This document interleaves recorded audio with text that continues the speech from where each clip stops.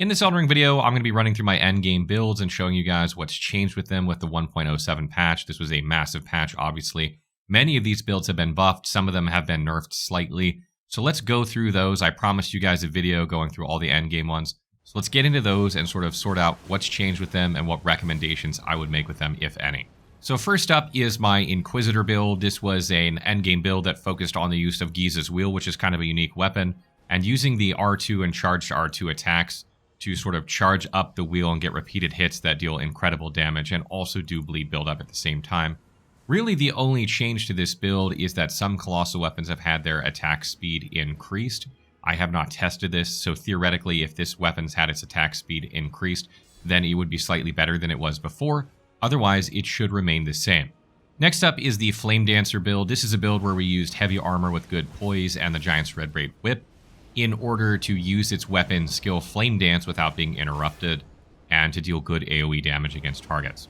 There are some changes with this build. For starters, we had to use the Great Jar's Arsenal in order to use a heavy enough armor to hit the 51 poise breakpoint, which will be easier to do now because armor has more poise in general. So you may be able to drop this talisman for your build and add another talisman that can further boost your damage or protection. A great choice here would be the Dragon Crest Great Shield talisman to get further protection even.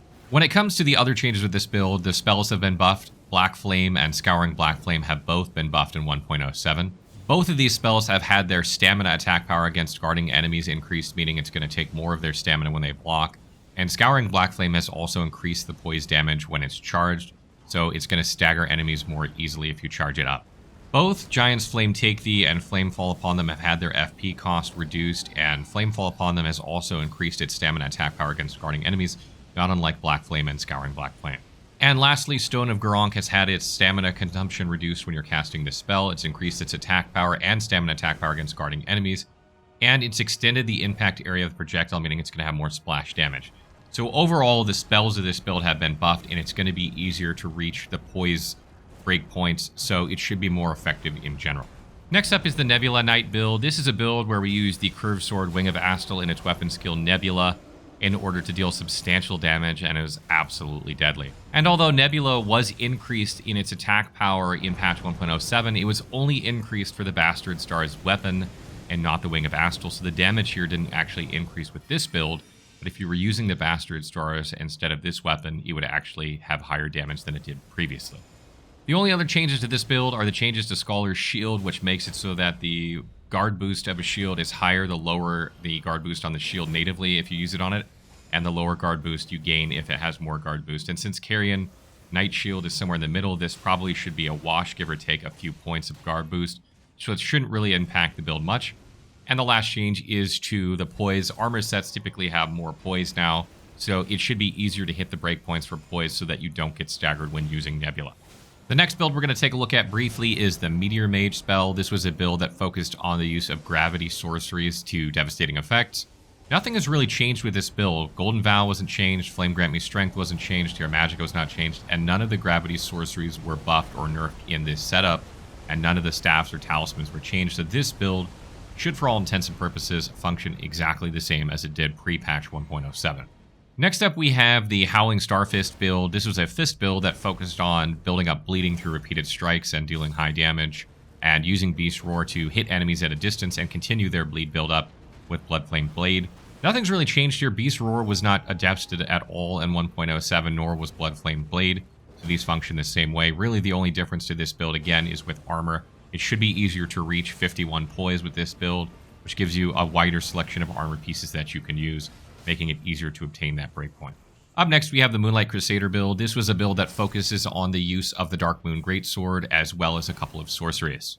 Moonlight Greatsword, the weapon skill of the Dark Moon Greatsword, was actually buffed in this patch, reducing the stamina consumption for strong and charged attacks, which consume a lot when using this build, so that's a nice change, as well as adding damage detection to the weapon part, meaning that if you connect with the weapon and the blade at the same time, or the wave that shoots out, you're actually going to deal both damage with both of these at the same time.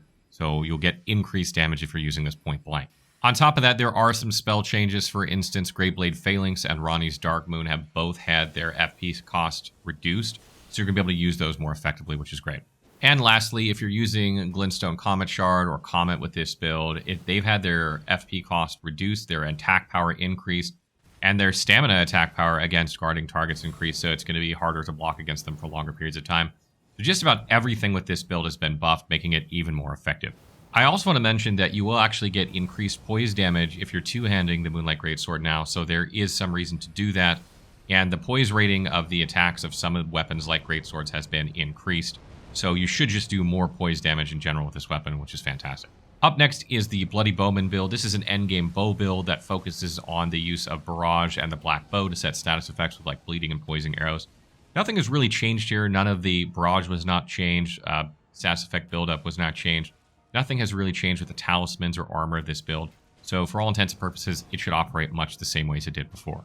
Next up, we have the Colossal Crusher build. This was a build that used High Poise and the Giant's Crusher, along with the Troll's Roar weapon skill in order to stagger enemies with the Troll's Roar, and then just pancake them into the ground with critical strikes. Troll's Roar was actually buffed in patch 1.07. Its attack power was increased. This thing didn't usually kill anything when you hit with it, but it would stagger enemies in one cast, allowing you to critically strike them, so now you're going to get even more damage out of it, which is great. And it also changed the timing a little bit of the poise you get when you activate this skill. So you should get poise ideally faster with this ability, or more poise or hyper armor, so it should be even harder to interrupt you. And because of the changes to poise on armor, with them generally being increased, it shouldn't be as difficult for you to reach the 51 poise breakpoint for armor as it was before, allowing you to free up some points for like endurance, for example. Moving on to the Serpent Samurai build, which was a build that focused on dual-wielding katanas, specifically the Serpentbone Blade and Uchi Katana, in order to do like a poison build, and to make use of the Serpentbone Blade's unique R2 attack, as well as the weapon skill Poison Moth Flight. So the main changes to this build is that your poison buildup should be a little bit less effective because of the changes to dual wielding status effect buildup have been reduced. So you're probably not going to build up poison as fast as you were before, but you should still build it up quite quickly. Poison doesn't take very long to apply in a lot of cases, particularly when you're dual wielding. So I don't think you're going to see a huge difference in this. Additionally, you will see more poise damage when you're two-handing Serpentbone Blade. This is something that I showcased in this build, getting the stagger with two charged R2s. Now when you're two-handing it, it should be even easier to stagger enemies and get more poise buildup on them, which is great. Poison Moth Flight has also been buffed. It not only does increased poison status effect buildup, but it also increases its damage against poisoned enemies, which is fantastic. It's also increased the duration and damage of the poison that it does. And it reduced the delay between the end of it and various other actions, such as using an item or different attack animations. So you should be able to recover from this ability more quickly and do certain things faster. And lastly, the only other changes to do with poise with armor, because you needed high poise in order to dual wield through attacks. You should have an easier time reaching that 51 poise breakpoint. Next up, we have the Magic Dragon Knight build, which is a tanky warrior build that focuses on the use of select dragon spells. There were a couple changes to this build, mostly nerfs. The damage of breath spells in PvP themselves has been reduced, so if you use this build to PvP at all, then it's going to be less effective in general. But if you're only using it in PvE, which is what it was intended for, really the only nerf to it is with Exike's Decay. The Scarlet Rot buildup on that spell has been reduced, so you're not going to be able to set Scarlet Rot status effect on enemies and bosses quite as easily. Otherwise, there is essentially no other changes to this build. Moving on to the Black Knife Assassin build. This was a build that focused on the use of Black Knife and Blade of Death, as well as Earned Steel Daggers in order to do various other things. It's sort of a Dexterity Faith hybrid build. And really, there are a couple changes to this. First of all, Blade of Death, the weapon skill of the Black Knife, has had its HP debuff duration increased, so that duration of that debuff on the enemy is going to last longer. This doesn't really impact this build much because we only have one of these buffs. If we had two of these buffs, if you're using Black Blade with this build, for instance, then it would be much more important because it'd be easier to stack two buffs at the same time. And if you don't stack two buffs at the same time and you do one, wait for it to expire, then do the other, you still only get 10%. So what I would recommend doing actually with this build is adding the Black Blade incantation to this build so you can dual stack these buffs, and it'll make it even more effective. Really nothing else has changed about this build, so it's slightly better than it was before, and if you add Black Blade, then it'll only be stronger. The next build we're going to take a look at is the Golden Champion. This is a build that focused on the use of the Ornamental Straight Sword and its weapon skill Golden Tempering. This weapon skill, Golden Tempering, was buffed in 1.07. The strong attack, motion speed, poise damage, and stamina attack power against guarding enemies have been increased. The duration has been increased. It now lasts 1 minute long. The attack power bonus went from 85 holy damage that it gets buffed with to 100, so that's longer. And the time between skill activation and being able to perform other actions has been reduced, means that you can buff yourself much faster with this weapon. It also seems like they've added timing to interrupt you if you're in the series of flurry attacks, depending on where you get hit. I don't know exactly where this is, but that has also been added. There are really no other changes to this build because all the spells we use haven't been changed at all, and the armor we had enough poise as it was, so it probably just has more poise now. So, for all intents and purposes, it should just be stronger than it was. Next up is the Carian Spell Knight build. This was a build where we used Carian Grandeur to deadly effects and also a lot of magic spells. The only changes to this build are with the magic spells. Carian Grandeur itself was not changed, so let's jump into those. So Great Blade Failings, Loretta's Great Bow, and Founding Rain of Stars, as well as Ricard's Rancor, have all had their FP cost reduced, making them easier to cast. Founding Rain of Stars has also had its stamina consumption reduced. It's also the time shortened before the damage is dealt with the spell. Usually there was a delay in the time you cast it till it started pouring. This has been shortened to increase the speed at which you deal damage, and the range that you can cast this on has been increased, meaning you can cast it further from you, which is great. And the only other change is to Scholar's Shield. It should provide more or less the same guard boost to the shield. Now it provides higher guard boost with lower guard boost shields and less guard boost with higher guard boost shields. Again, because the Carian Spell Knight shield or Carian Knight shield is in that sort of spot that's kind of in the middle, I wouldn't expect it to change too much, but it might have gone down or up a couple of points. Otherwise, this build remains unchanged. The next build we're going to take a look at is the Death Knight build. This was a build that used the Knight's Cavalry armor, the Sword of Night and Flame, and Death spells in order to set up enemies by staggering them with something like Ancient Death Rancor, and then using the Comet ability of the Sword of Night and Flame, or Night Comet ability, to absolutely punish them while they're stunned. So for starters, when it comes to the armor, we were actually using a couple pieces of Knight's Cavalry and a couple of Lenels in order to hit the breakpoint for poise. You no longer need to do that. You can hit the breakpoint of 51 poise with the Knight's Cavalry set itself. So that's a nice change. So you'll have like the full cosplay on effect, which I really like. Additionally, the Sword of Night and Flames damage has been increased with its skills. So you should deal more damage than you did before with this, which is another nice increase. And finally, Rancor Call and Ancient Death Rancor have had their FP cost reduced, as well as the distance at which the skulls track being increased. So these spells in general should be more effective, allowing you to pull off this build in general much more easily. So overall, this build has been buffed across the board. Moving along to the Dragon Warrior build. The first thing here is that Seppuku has been nerfed. It's very, very ineffective now compared to what it used to be. So the bleed buildup you're going to get on the Bandit's Curved Sword is going to be drastically less than it was, making this much, much less effective to do. If you want to make this build more effective, I highly recommend dropping or someone dropping you a Scavenger's Curved Sword so that you can use 2 of these. That will sort of make up for the nerf here if you can get one. Otherwise, you're going to see a drastic reduction in your bleed buildup while dual wielding, not only because of the nerf to Seppuku, but also because you don't build up bleeding or poison as fast anymore, or frostbite when you're dual wielding. So there is a nerf there as well. So getting that second Scavenger's Curved Sword can help offset some of this nerfing. Additionally, Exike's Decay has been nerfed. The Scarlet Rot buildup of it has been reduced. So it's going to be harder to set that status effect on enemies as well. It's not all nerfs with this build, though. Both Dragon Claw and Dragon Maw have had their FP cost reduced, as well as their attack power, or stamina attack power rather, against guarding enemies increased, making it easier to break their guard if they're blocking when you cast this spell. Additionally, Dragonclaw has improved directional control, making it easier to aim, particularly if you cast 2 in a row, meaning that you can like turn and hit enemies more easily. And additionally, the Dragon Maw hitbox for the spell around the dragon's neck has been enlarged, making it easier to hit enemies at close range, making this more effective in general. So in summary with this build, it's going to be harder to build up bleed and hemorrhage on targets, but you should still get the attack power boosts of this, which you combo into the Dragonclaw and Dragon Maw spells, which are now more effective. So you're going to have a trade-off of less bleed buildup, but you should have increased performance with the spell parts of this build. Next up is the Royal Frost Knight build, which is a build that focused around the use of the Royal Greatsword, which is actually a Colossal Greatsword, and its weapon ability, Wolf's Assault, which dealt crazy AoE damage when you use it, which is absolutely fantastic. For starters, there were buffs to Colossal Sword attack speeds, so assuming this one was effective, it should attack faster.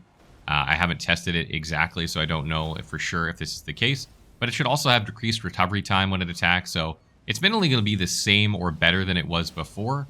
And its poise attack should be also increased, particularly when you're two-handing, because this was also buffed for all weapons. So you should deal overall more poise damage with your attacks. Additionally, Wolf's Assault itself now has more hyper armor, allowing you to pull off this ability more easily if you get hit during it, which is a great change. There aren't really any other changes to this build. Ice Spear, which we're using on the Clayman's Harpoon, has not been changed, and we're not using that heavy of armor. I still don't think you're going to hit the armor breakpoint for this build, but you could theoretically drop the shield and use heavier armor if you want. Next up, we have the Blackflame Bushido build, which is a samurai build that focuses on the use of Blackflame spells as well as melee and martial attacks. So first, let's take a look at Phantom Slash. This was the weapon skill that we were using with this build. Now it has improved directional control. Before, you could sort of change the direction that you were going compared to where the Phantom was going. Should be easier to do this now, which is great, because one of the great things about this, particularly if you're using PvP or something, is that you can attack completely different directions with the Phantom than you are attacking. Well, let's say an enemy moves at the last second, you can change the direction, so that's great. And also, it's reduced the delay between certain actions like attacking and being able to cast this ability, so you should be able to use it faster after you do something. So like, let's say you're attacking normally, and you see that you have an opening, you can use it faster after that attack, which should make it more usable in general. Additionally, both Blackflame and Scouring Blackflame have had their stamina attack power against guarding enemies increased, meaning you're going to be able to break their guard more easily, and Scouring Blackflame has had its poise damage in general increased when you charge it up and cast it. There are no other changes to this build. Up next, we have the Lightning Dragoon build, which is a build that focused on the use of Bolt of Gransax and its weapon skill Ancient Lightning Spear. Nothing has really changed with these. They weren't buffed nor nerfed in this patch, so those should function mostly the same. I do want to mention, though, that a backup weapon we use with this build is the Clean Rod Spear, which has the Sacred Phalanx weapon skill on it in order to change damage types. And this weapon skill has been buffed. The attack power of it has been increased, so that should be more effective when you're using it. Really, there are no other changes to this build, and it should operate much the same way it did before, with a slight increase to damage when you're using the Clean Rod Spear. Up next is the Blasphemous Herald build. This is a build that focused on the use of the Blasphemous Blade as well as the Gargoyle's Black Blade, and there are a couple changes to this. First up, Taker's Flame, the weapon skill of Blasphemous Flame, which was already extremely deadly, has had added damage detection to the weapon part, meaning if you use this point blank and you connect with the skill and the weapon, you'll deal increased damage. So that's really good in close quarters now.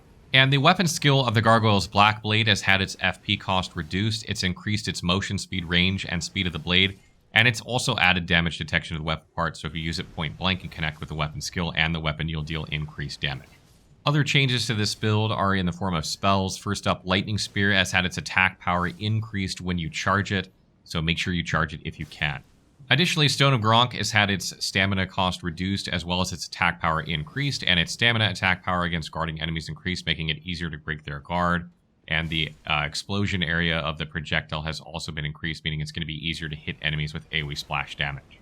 And lastly, Blackflame has also had its stamina attack power increased against guarding targets, so it should be easier to break their guard as well. Next up is the Gravity God build. This is a build where we use the Fallingstar Beast Jaw in order to use its weapon skill, Gravity Bolt, to devastating effects.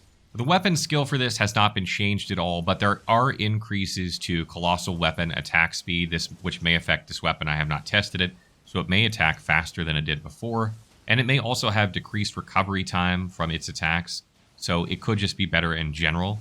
And it should also have increased poise damage when you're two-handing it, making it just better overall with its attacks. Nothing else has really changed with this build, so there isn't a lot different with it besides that. Next up is our Crusader build, which is sort of a paladin build of sorts, focusing on incantations and a greatsword and shield.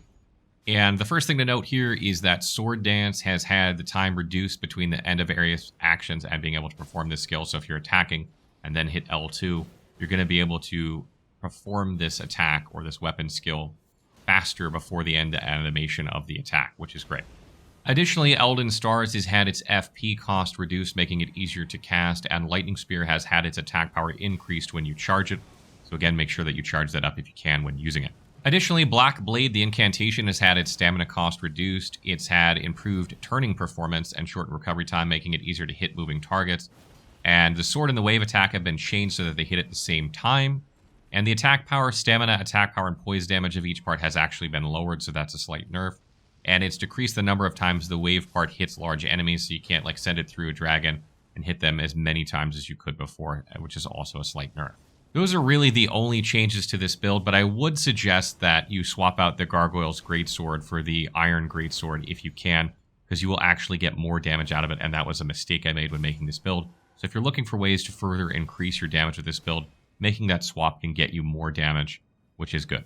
Next up is the Venomous Bloodblade build, which is a build where we use the Scavenger's Curved Sword and the Bandit's Curved Sword to not only set hemorrhage, but also the poison status effects on enemies, giving us increased attack power through repeated attacks because of things like Kindreds of Rot's Exaltation and Lord of Blood's Exaltation, which increase your attack power by 20% when you set these two status effects on yourself or nearby enemies. So you got really deadly attack power increases from those, as well as the Rotten Winged Sword Insignia and Millicent's Prosthesis. Really, the change here is that your status effect buildup is going to be less when dual wielding, so it should take longer to trigger these status effects. I don't know exactly how much longer because I haven't tested this out yet in thorough testing, but it should take a bit longer on average to proc these statuses, although I don't think it's going to be much longer because you attack so rapidly. Additionally, the Poison Mist weapon skill, which is one we use in this build, has had its motion speed increased, so it should be pulled off faster, which is great news. And the duration that it buffs your weapon should be longer, so you should get more impact out of this weapon skill, which is a nice little trade-off for getting reduced buildup on the dual-wield weapon status effects. Next up is the Frozen Battle Mage build. This was a sort of Spellblade build that focused on the use of the Carian Slicer spell, as well as Glintstone Ice Crag and Adula's Moonblade. Really, the only changes to the build are that Adula's Moonblade now has reduced FP consumption and its stamina attack power against blocking targets is increased, so it's going to be able to guard break them more easily, and the Frostbite status effect buildup against guarding enemies with the Sword Slash portion is also increased. Also, the Frostbite status effect buildup from Glintstone Ice Crag has been increased from 80 to 100 per cast, making it a bit easier to set the Frostbite status effect. There are really no other changes to this build, but I do recommend adding the Zamor Ice Storm spell. This spell has had its attack power and Frostbite status effect buildup increased, as well as its casting speed increased and its recovery time decreased. So it's a lot more effective now. One of the reasons I didn't use it in the build at the time was it was too hard to use. It's much better to use now, so you might want to incorporate that into the build. Next up is the Aochade Executioner build, which used the Mirai Executioner's Sword and its weapon skill, Aochade's Dancing Blade, to catastrophic effects. Really, the change here is that it's easier to use after attacking or doing other actions now. There's really no other change to this build, except for the fact that it will be easier to gain more poise with the armor that you're using, so that should make the build a little bit easier to put together. Next up is the Sorcery Sentinel build. This was a build where we used the Watchdog's Staff in order to use its weapon skill, Sorcery of the Crozier, to great effect, giving you a great ranged option as well as good melee damage when it came to, staggering enemies and doing jump attacks. There are a couple major changes to this build. First of all, some Colossal weapons have had their attack speed increased. I haven't tested this one, but theoretically it could have had its attack speed increased, which is great. And you will do more poise damage when you are wielding this weapon, as well as when you're wielding it two-handed, so you'll get more poise damage in general when using it. The biggest change here, though, is that there was a bug that actually prevented the Warrior's Jar Shard and the Shard of Alexander from increasing the damage of this weapon skill. So now this weapon skill will deal 15% more damage if you're using this, which is absolutely incredible because this thing hit like a truck already. So now you're going to get a lot more damage out of it. Moving along to the Elementalist build, this was a caster build that used incantations as well as sorceries by increasing intelligence and faith using the Prince of Death's staff and the Golden Order seal in order to get scaling out of both of those attributes. Really, the major changes with this build are to its spells, so let's get into those. First up, Stone of Gronks had its stamina consumption reduced on casting. Its attack power has been increased, as well as its stamina attack power against guarding enemies, allowing you to break their guard more easily, and it has a wider area of explosion at the point of impact. Lightning Spear has had its attack power increased when charging, so make sure you charge that to get the extra damage. Discus of Light has had its FP and stamina consumption costs reduced, so it should be cheaper to use. It's increased the range of it, the speed of it, and the duration of the halo, as well as its casting speed, so this makes it all around much more easy to use. Blackflame has had its stamina attack power increased against guarding targets, so it's easier to break their guard as well. Roiling Magma has had its FP consumption cost reduced, so it should be cheaper to cast this spell. And Ancient Deathranker has also had its FP cost reduced, as well as the distance the heads that get summoned will track their targets, making it more likely to land on them. Really, just about every spell we used in this build has been increased, and obviously if you use other spells as well, 99% of the spells in this patch were buffed, so odds are, unless you're using like a dragon spell or some very specific spell, it's been buffed as well. So this build, all in all, should just be stronger in general.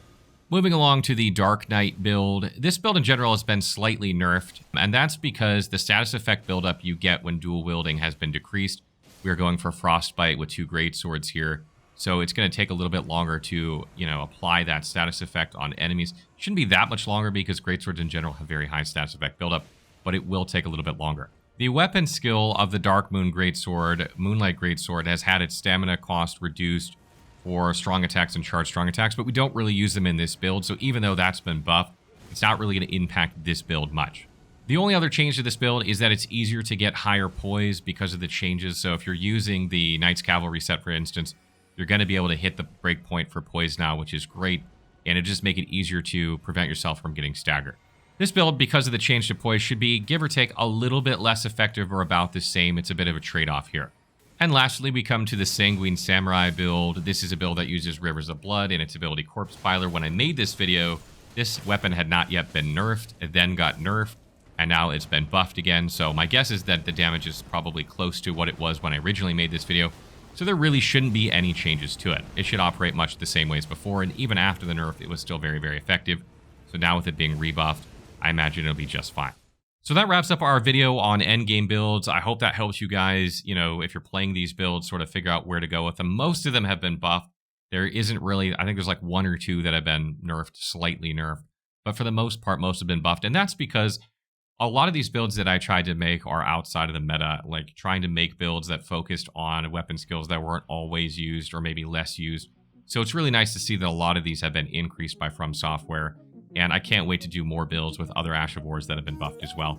We do have a Dragon Scale Blade build coming out soon. So if you guys have been looking forward to that, I was really excited to make that build because that is a weapon I've been wanting to do for a while. So you can look forward to that real soon.